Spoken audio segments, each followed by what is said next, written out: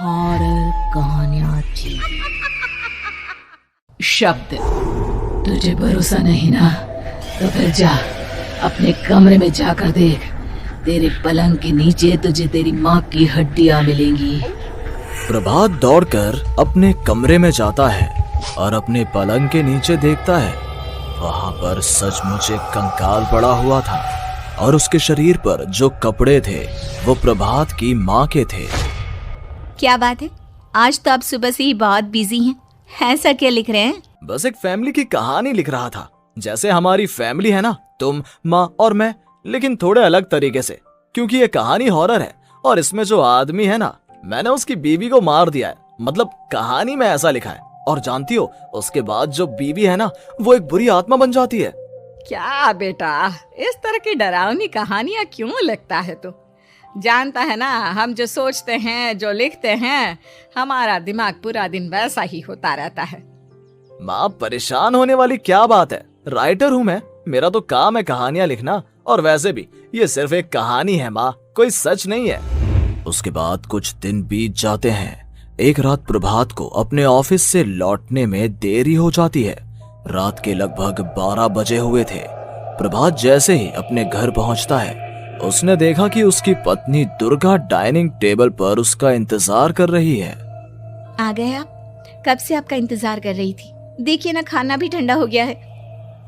अरे दुर्गा, आज तुमने अपने इतने लंबे लंबे बालों को खोलकर क्यों रखा है? तुम तो हमेशा अपने बाल बांध कर रखती हो। वो क्या है ना प्रभात, जब इंसान अपनी जिंदगी से मुक्त हो जाता है ना, तो उसे दूसरे सारे बंधन खोल देने चाहिए। इसलिए मैंने अपने बालों के बंधन भी खोल दिए। ये तुम किस तरह की बातें कर रही हो? तुम ठीक तो हो? मैं बिल्कुल ठीक हूँ प्रभात। अच्छा चलो खाना खाओ। वो क्या है ना दुर्गा, मुझे भूख नहीं है। ऑफिस में कुछ खा लिया था। कोई बात नहीं, मैं तुम्हारे लिए एप्पल काट देती हूँ, एप्पल खा लो। नहीं दुर्गा, मुझे नहीं खाना है, मेरा मन नहीं है यार। तभी अचानक से दुर्गा अपने हाथ में एक बड़ा सा चाकू लेकर प्रभात पर हमला कर देती है। प्रभात अपने आप को बचाने की कोशिश करता है। आज मैं तुझे नहीं छोड़ूंगी, तुझे अपने साथ लेकर जाऊंगी अपनी दुनिया में। ये क्या बोल रही हो तुम? तुम्हारा दिमाग खराब हो गया है। आखिर तुम हो कौन? दुर्गा अपनी गर्दन टेढ़ी करते हुए बोलती है, मैं दुर्गा हूँ, तुम्हारी पत्नी। ध्यान से देखो मेरी आंखों में। प्रभात बुरी तरह से डर जाता है और घबराहट में वो चाकू अपनी पत्नी के पेट में मार देता है। उसकी पत्नी की वहीं के वहीं मौत हो जाती है और उसकी चीख की आवाज सुनकर उर्मिला दौड़ते हुए बाहर आती है। ये तुमने क्या किया प्रभात? तुमने अपनी पत्नी का खून कर दिया। लेकिन तू तो उसे बहुत प्यार करता था बेटा। तूने बहू को क्यों मार डाला? माँ, ये आपकी बहू नहीं थी, इसके अंदर कोई बुरी आत्मा घुसाई थी। मैं नहीं जानता ये सब कैसे हो गया, लेकिन वो मुझ पर हमला कर रही थी, मुझे मारने की कोशिश कर रही थी। माँ, मैंने कुछ नहीं किया। ये तूने क्या कर दिया बेटा? दुर्गा ने मुझे कहा था कि वो तेरी कहानी के उस कैरेक्टर की तरह एक्टिंग करके तुझे डराने की कोशिश करेगी। अरे वो तो तेरे साथ मजाक कर रही थी। हे भगवान, ये क्या हो गया? इसका मतलब दुर्गा। लेकिन माँ, मैंने जो कहानी लिखी थी उसमें भी ऐसा ही हुआ था। उस औरत ने अपने पति के साथ मजाक किया और गलती से उसके पति ने उसके पेट में चाकू मार दिया। मेरी कहानी सच कैसे हो सकती है? माँ, मुझे बहुत डर लग रहा है। अब ये सोच, दुर्गा की लाश का क्या करें हम? अगर गलती से भी ये बात बाहर फैल गई ना, तो तुझे पूरी जिंदगी जेल की सलाखों के पीछे रहना पड़ेगा। एक काम करते हैं माँ, हम घर के पीछे वाले बगीचे में उसकी लाश को दबा देते हैं। अगर कोई पूछेगा तो कह देंगे कि उर्मिला अपने मायके गई और फिर एक दिन हम भी अचानक यहाँ से कहीं दूर चले जाएंगे। कोई नहीं आएगा हमें पूछने, कोई नहीं आएगा माँ, बाद में जो होगा हम देख लेंगे। प्रभात अपनी माँ उर्मिला की मदद से दुर्गा की लाश को अपने घर के बगीचे में गाड़ देता है। कुछ दिन तो ऐसे ही बीत जाते हैं, लेकिन एक दिन अचानक रसोई से आ रही कुछ आवाजें सुनकर प्रभात की नींद खुलती है। प्रभात ने देखा कि वहां पर एक लंबे बालों वाली औरत दूसरी तरफ चेहरा करके खड़ी हुई थी। कौन है? कौन है वहां पर? अरे कौन हो तुम? मैं दुर्गा हूँ प्रभात। क्या हुआ? मुझसे इस तरह के सवाल क्यों कर रहे हो तुम? तुम दुर्गा नहीं हो सकती। दुर्गा तो प्रभात, मैं तुम्हारी पत्नी हूँ, तुम मुझे कैसे भूल सकते हो? 4 दिन के लिए मायके क्या चली गई, तुम तो मुझे भूल ही गए। अब अगली बार ना मैं कहीं नहीं जाऊंगी। पता चला तुमने तो मुझे पहचानने से ही इनकार कर दिया। नहीं, तुम दुर्गा नहीं हो सकती। तुम दुर्गा हो ही नहीं सकती। मैं जानता हूं ये सब क्या हो रहा है। मैंने अपनी कहानी में लिखा था कि उस आदमी की पत्नी की मौत के बाद एक बुरी आत्मा उसका रूप लेकर उसके घर में आ जाती है। तुम वही हो ना? और अचानक से खूबसूरत दुर्गा का चेहरा काला पड़ जाता है। उसकी आंखें लाल हो जाती हैं और पूरे शरीर पर बाल, लंबे नुकीले नाखून, उसके दोनों पैर उल्टे हो जाते हैं और बेहद डरावनी आवाज में वो चिल्लाकर कहती है, बुरी आत्मा, मेरा खून करके मुझे अपने ही घर में गाड़ कर तू मुझे बुरी आत्मा कह रहा है? मैं तुझे छोड़ूंगी नहीं। और अचानक से प्रभात के घर में बेहद डरावनी आवाजें गूंजने लगती हैं। घर में चारों तरफ बहुत सारी बुरी आत्माएं नजर आने लगती हैं। प्रभात घबरा कर अपनी माँ को आवाज देता है, माँ कहाँ है आप? जल्दी आइए माँ, देखिए ना ये सब क्या हो रहा है। प्रभात ने देखा कि अचानक से उसकी माँ कमरे से दौड़ कर आती है। क्या हुआ प्रभात? और ये लोग कौन है? इन सब की गर्दन टेढ़ी क्यों है? इनके बाल खुले हुए। प्रभात, ये सब लोग तो मुझे मरे हुए नजर आ रहे हैं। हाँ माँ, ये सब लोग मरे हुए ही हैं और ये ठीक वैसा ही हो रहा है जैसा मेरी कहानी में हुआ था। लेकिन मेरी कहानी के हिसाब से तो आप भी। अचानक से उर्मिला का रूप बदल जाता है।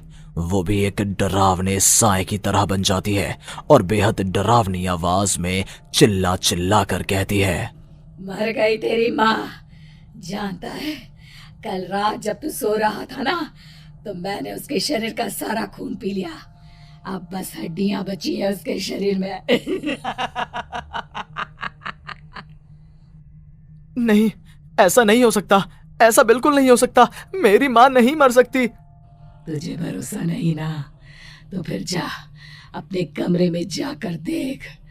तेरे पलंग के नीचे तुझे तेरी माँ की हड्डियां मिलेंगी। प्रभात दौड़कर अपने कमरे में जाता है और अपने पलंग के नीचे देखता है। वहां पर सचमुच एक कंकाल पड़ा हुआ था और उसके शरीर पर जो कपड़े थे वो प्रभात की माँ के थे। माँ, अब मुझे कुछ करना पड़ेगा। लेकिन मेरी कहानी में लिखा था कि माँ की मौत मेरे हाथों से होगी, पर माँ तो पहले ही मर चुकी है और वो बुरी आत्मा मुझे भी मार देगी। नहीं नहीं, इससे पहले कि वो मुझे कुछ करे, मुझे उसका काम खत्म करना होगा। प्रभात अपने हाथ में बड़ा सा चाकू लेकर उस बुरी आत्मा पर हमला कर देता है जिसने प्रभात की माँ का रूप लिया हुआ था, और अगले ही पल वो नीचे गिर जाती है और उसके शरीर से खून बहने लगता है। ऐसा नहीं हो सकता। एक बुरी आत्मा के शरीर में तो खून होता ही नहीं है। तो क्या सच में मैंने अपनी माँ को मार दिया? लेकिन अभी कुछ देर पहले तो फिर वो कंकाल किसका है? और ये कौन है? मैं पागल हो जाऊंगा। और अपनी माँ की लाश, इसका मैं क्या करूं? लोग पूछेंगे तो मैं क्या जवाब दूंगा?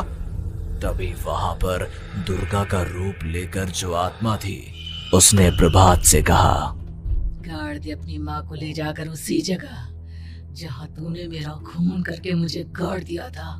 जा, चला जा। घबराया हुआ प्रभात पागलों की तरह अपनी माँ की लाश को लेकर बगीचे में गाड़ देता है। प्रभात की हालत पागलों जैसी हो जाती है। वो अपने आप को अपने घर में बंद कर लेता है। कहानी के हिसाब से तो आगे ये हुआ था कि कहानी लिखने वाले ने उन बुरी आत्माओं से डरकर आत्महत्या कर ली थी। तो क्या मैं भी मर जाऊंगा? क्या मैं भी आत्महत्या कर लूंगा? एक काम करता हूँ, मैं अपनी कहानी का अंत बदल देता हूँ। हाँ, ये मैंने पहले क्यों नहीं सोचा। मैं लिख दूंगा कि कहानी को लिखने वाला आत्महत्या नहीं करता, बल्कि कहीं दूर जाकर नए सिरे से अपनी जिंदगी शुरू करता है। यही सोचकर प्रभात ने अपनी लिखी हुई कहानी को बाहर निकाला और उसे पढ़ना शुरू किया। ये देखकर वो हैरान रह गया कि कहानी का क्लाइमैक्स तो किसी ने पहले ही बदल दिया था। ये क्या? इसमें तो लिखा हुआ है कि आखिर में उस लेखक की पत्नी और माँ दोनों बगीचे में जिंदा दफन थे। बुरी आत्माओं ने उनको कैद करके रखा था और वो लेखक अपनी माँ और पत्नी दोनों को जिंदा बाहर निकाल लेता है। लेकिन ये सब लिख किसने दिया? प्रभात दौड़कर बगीचे में जाता है और वहां पर खुदाई करना शुरू कर देता है। प्रभात देखता है कि वहां पर लकड़ी के 2 बड़े संदूक हैं और उनके अंदर से आवाजें आ रही हैं। प्रभात बचा लो मुझे, अगर थोड़ी देर और हो गई तो वो मुझे छोड़ेगी नहीं। बेटा देखो, मैं इस बक्से के अंदर बंद हूँ, प्लीज मुझे बाहर निकालो, वो बुरी आत्मा किसी भी वक्त मुझे मार डालेगी। प्रभात वो दोनों बक्से बाहर निकालता है और अपनी पत्नी और माँ दोनों को आजाद करवा लेता है। लेकिन तभी वहां पर अचानक से एक बेहद डरावनी और खौफनाक दिखने वाली औरत आ जाती है। तुझे क्या लगा था इतनी आसानी से अपनी पत्नी और माँ को बचा लेगा? बस 5 मिनट और उसके बाद अमावस का चांद आसमान में आने ही वाला है। लेकिन तूने इन दोनों को बाहर निकाल लिया, अब तुझे मरना होगा। नहीं, मैं जानता हूँ मैं नहीं मरूंगा, और अब आगे क्या करना है ये भी मुझे पता है। प्रभात ये बहुत खतरनाक है, हमें मार डालेगी प्रभात, चलो यहाँ से। नहीं दुर्गा, अब मुझे अच्छी तरह से पता चल चुका है कि इस बुरी आत्मा से हम कैसे पीछा छुड़वा सकते हैं। और इतना कहकर प्रभात अपने हाथ में पकड़ी हुई सिंदूर की थैली उस बुरी आत्मा के ऊपर उछाल देता है। कुछ ही देर में वो जमीन पर गिरकर राख में बदल जाती है। ये सब क्या हो रहा था बेटा? ये सब तुम्हारी लिखी हुई इस कहानी की वजह से हुआ है ना? नहीं माँ, पहले मुझे भी ऐसा ही लगा, लेकिन बाद में पता चला कि बरसों पहले हमारे इस बगीचे की जमीन के अंदर किसी को जिंदा गाड़ दिया गया था और बस उसी औरत की आत्मा हमें परेशान कर रही थी। उसी ने मेरे शब्दों में जान डालकर उस कहानी को जिंदा कर दिया था। मुझे माफ कर दो प्रभात, मैंने आपकी कहानी के साथ छेड़छाड़ की थी और उसे बदल दिया था। माफी मांगने की जरूरत नहीं है दुर्गा, तुम्हारे उस बदलाव की वजह से ही आज हम सब जिंदा हैं, क्योंकि आखिर में कहानी में वो हुआ जो तुमने लिखा था।